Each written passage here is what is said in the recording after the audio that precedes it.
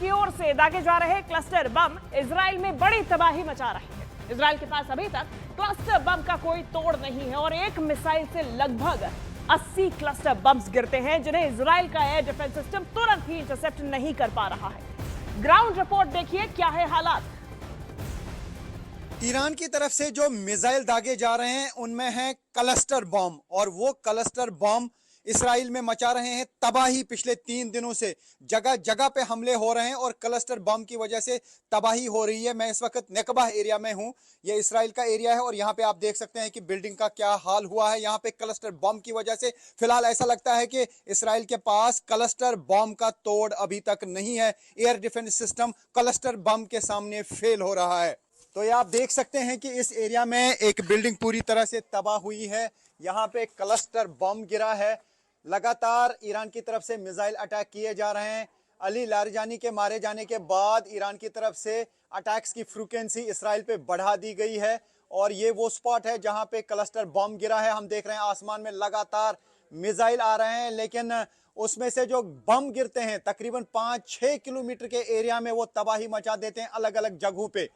Air defence system missile को intercept तो कर पाता है, लेकिन उस मिसाइल से जो बम गिरते हैं वो अलग अलग जगहों पे तबाही मचा देते हैं। तो फिलहाल हम यही कह सकते हैं कि क्लस्टर बम का अभी इसराइल के पास तोड़ नहीं है और ईरान की तरफ से जो ये हमले किए जा रहे हैं ये यहाँ पे तबाही मचा रहे हैं और हम उसी स्पॉट पे हैं जहां पे क्लस्टर बम गिरा है। तो ये आप देख सकते हैं कि बिल्डिंग के अंदर क्या हाल हुआ है। पूरी तरह से ये बिल्डिंग जो है डैमेज हुई है, क्योंकि यहाँ पे जो बम गिरा उसकी वजह से ये बिल्डिंग तबाह हुई है। ऐसा लगता है कि अब ईरान की तरफ से वही वॉरहेड भेजे जा रहे हैं, यानी वही मिसाइल भेजे जा रहे हैं जिनमें क्लस्टर बम है, क्योंकि अगर ये मिसाइल इंटरसेप्ट हो भी जाता है लेकिन उसमें से जो बम गिरते हैं वो अलग अलग जगहों पे तबाही मचा देते हैं। तो फिलहाल ईरान के पास एक बड़ा हथियार साबित हो रहा है क्लस्टर बम, जिसकी वजह से इसराइल में काफी जगहों पर नुकसान हो रहा है।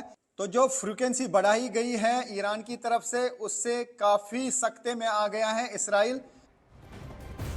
तो क्लस्टर बम्स की बार बार बात की जा रही है। ये है क्या आपको ये समझाते हैं क्लस्टर बम्स फटने के बाद छोटे हो जाते हैं लेकिन चोट बड़ी पहुंचाते हैं, और ऐसी चोट कि इंसान की जान ही चली जाए, क्योंकि क्लस्टर बम्स हवा में फटकर सैकड़ों छोटे छोटे बम बन जाते हैं और एक बड़े क्षेत्र में फैलते हैं।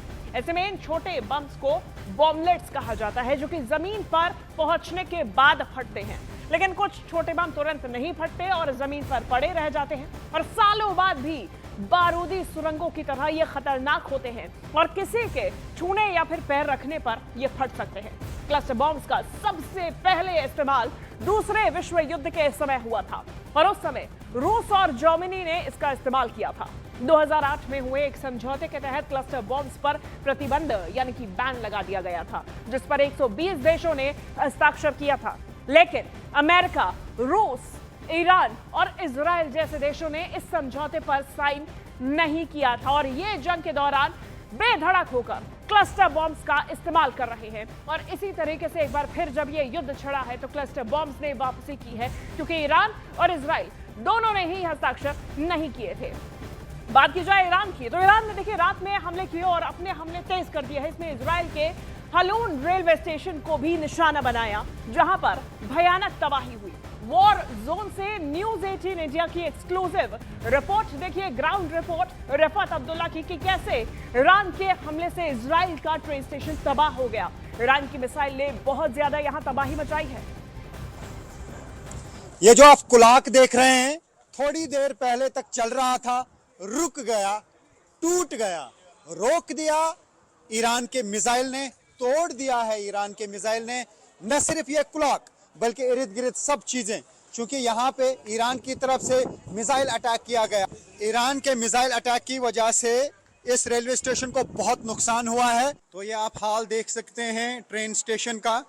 ट्रेन स्टेशन के अंदर भी काफी तबाही हुई है, पटरी के करीब भी बहुत ज्यादा तबाही हुई है, क्योंकि जोरदार धमाका हुआ और इर्द गिर्द सब कुछ तबाह हो गया।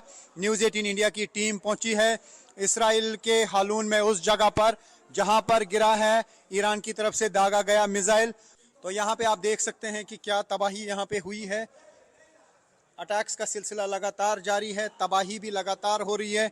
तो ये ट्रेन स्टेशन है हलून का, जहां पर मची है तबाही। ईरान की तरफ से बैलिस्टिक मिसाइल लगाए जा रहे हैं और बताया जा रहा है कि क्लस्टर बम का भी इस्तेमाल किया जा रहा है और क्लस्टर बम की वजह से जो है ज्यादा जगहों पे तबाही हो रही है।